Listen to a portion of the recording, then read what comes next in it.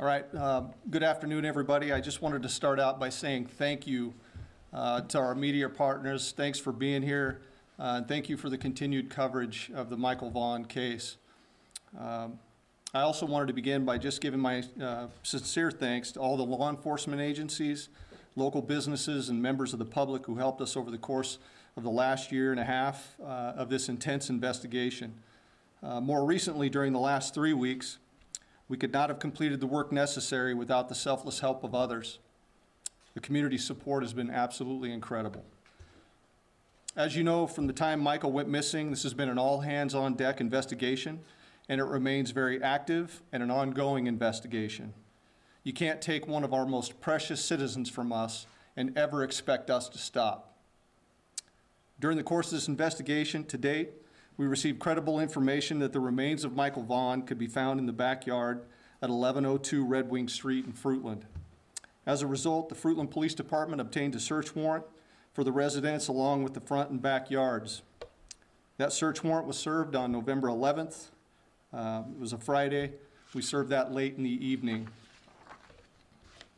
Upon entry, officers encountered Sarah Wandra, one of the known occupants of the home, and Sarah was subsequently arrested based on probable cause that she had knowledge of Michael's death and failed to report that death to law enforcement.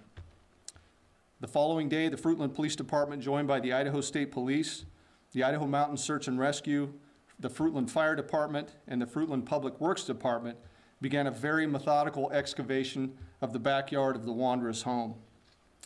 During that excavation process, the Idaho Mountain Search and Rescue, Mountain States detection dogs deployed multiple certified human remains detection dogs on the property, all of them alerting to the presence of human remains. Ground penetrating radar was also used and deployed, detecting anomalies in the backyard. We completed the excavation of the entire backyard and removed over 250 yards of dirt. Prior to backfilling the yard, the dirt was meticulously sifted for any potential human remains. We did not find Michael's remains. Although the remains of Michael Vaughan were not recovered, we strongly believe, based on evidence, that Michael was abducted and is deceased, and that his remains were buried and later moved from the property. As of today, the whereabouts of his remains are unknown. However, the investigation is active, fluid, and ongoing. Once the excavation was complete, we conducted a thorough search of the Wanderer's residence.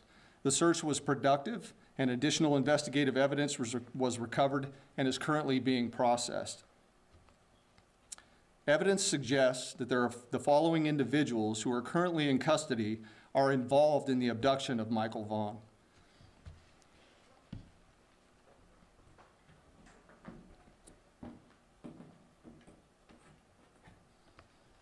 This is Sarah Wandra, 35 years old.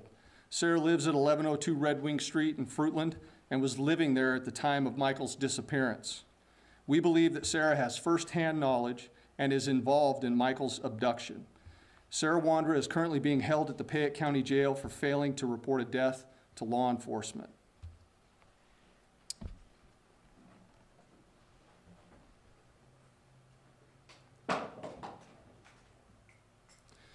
This is Sarah's husband, Stacy Wandra, 30 years old, a male.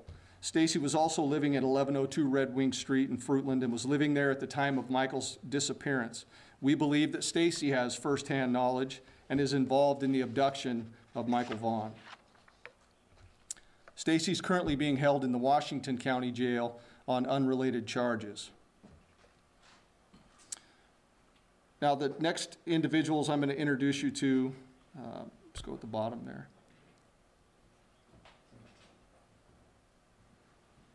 This is Brandon Shirtliff, 30 years old, of Kuna, Idaho. Brandon was living with Sarah and Stacy Wandra at 1102 Red Wing Street at the time of Michael's disappearance, and we believe Brandon has firsthand knowledge of Michael's abduction. Brandon is currently believed to be in North Dakota.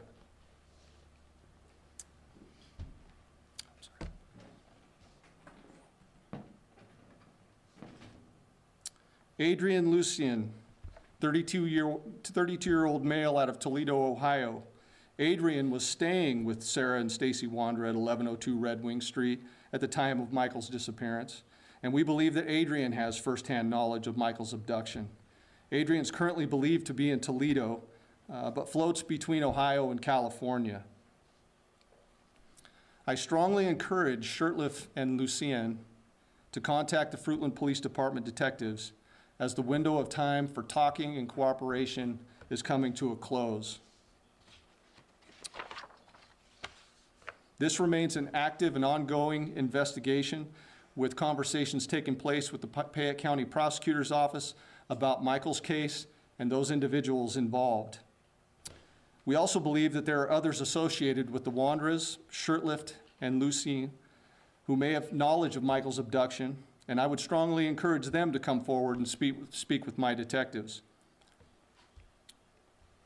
When we finally reach the conclusion of this investigation, and I can assure you that we will, all of those who have knowledge of Michael's disappearance and have failed to report or hindered our investigation will be pursued. There's a moment in time to do the right thing and bring your information forward and cooperate. And that moment in time is now.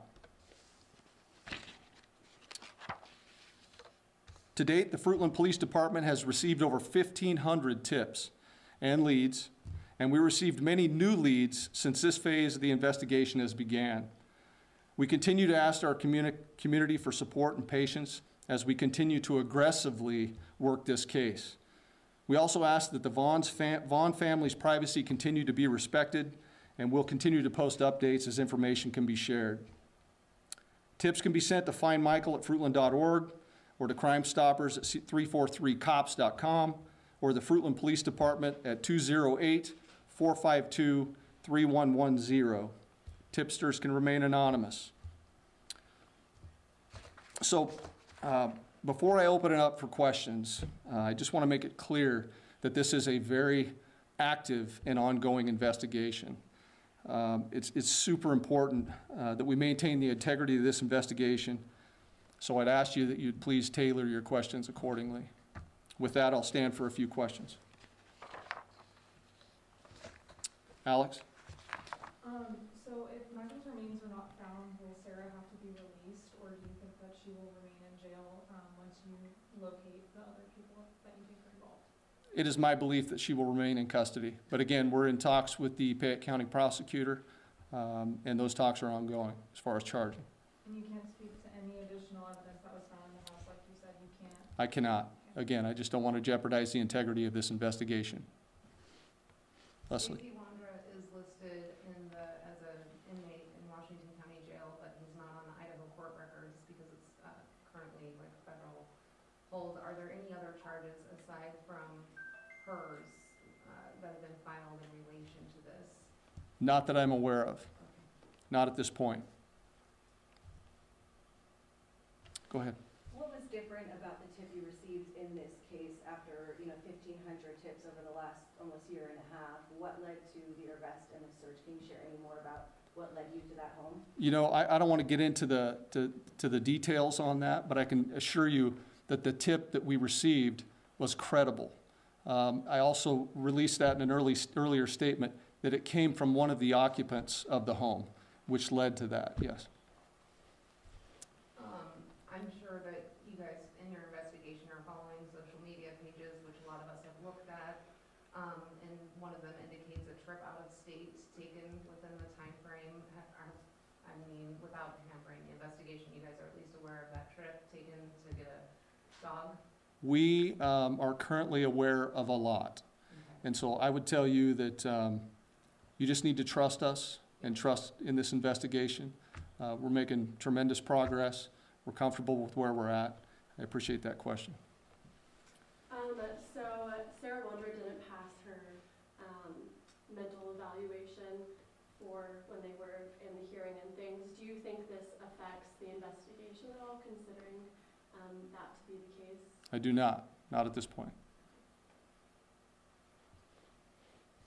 There have been mentions of a neighbor's yard. Has that been searched in any way or taken into consideration in this investigation? Yes, as a matter of fact, we'll be deploying ground penetrating radar in the neighbor's yard tomorrow.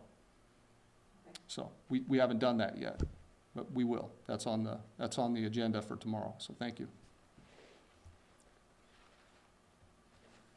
Okay, aside from just living with the Wanderers, do we know what the relationship of the two men you named were how are they connected with the Wanderers?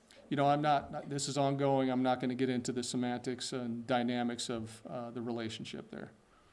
Alex? A lot of neighbors spoke to us about a scooter that maybe you guys were looking for. Can you speak to anything about, like, if you had found a scooter, if that was related, or if that's something that you were possibly looking for at the Winchell's residence at all? You know, again, that's evidentiary in nature, and I'm not going to speak to that at this point. So. You mentioned the other property that's going to be starting to be searched tomorrow. Are there warrants for any other properties besides that have been sought out? You know, not at this point, but, you know, through the course of this investigation, I believe that there are other locations that we will definitely be searching. So there is no warrant for the search that we're going to do tomorrow. It's all consensual. So I appreciate that. Was the warrant that was executed in CUNA in recent weeks related to Brandon Shirtliff? We did not have a warrant for any home in CUNA. But was there a search related to his home? Yes, there was. You said that you believe that one of them is in North Dakota. You haven't located him yet. Is that what you're saying? That's what I'm saying. Okay. Do you mind spelling their last names for us? I'm sorry. Sure, I can. You obviously have the Wanderer's last name, correct? Okay. Last of Shirtliff is Shurtliff. Last of Lucien is Lucienne. Okay, all right. Well, if we don't have any other questions, I'm going to conclude this press conference. Karen, one more? One more. If neither of these individuals do come forward with information, could they face any charges related to hampering an investigation or anything like that? You know, I would tell you that, I'm not going to discuss our investigative strategies at this point, but it is my belief that charges are forthcoming. So. Just one last question. I know you're very proud of your team that's really done an amazing job so far. Can you talk more about that and about how they're doing? You know, it's got to be tough. It is tough. You know, we've lived this case from the time that it began, and but I'm telling you, I've got a very strong, committed group of people here, and they come in here every day, and we're in this grind, and they are committed to finding Michael, and we're just not going to stop. Everybody should know that. We are not going to stop until we uncover the truth in its entirety, I would say. So, thank you. All right.